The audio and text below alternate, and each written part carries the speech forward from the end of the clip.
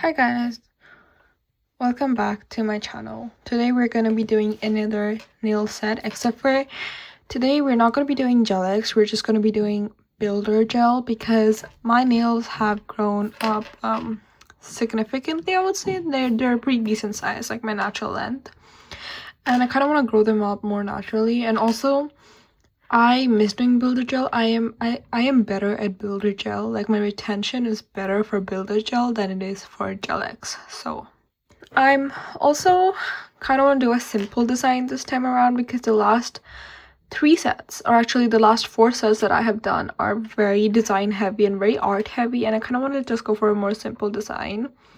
I'm in the middle of April right now at the time of doing this, so I just feel like it fits the weather and the mood more.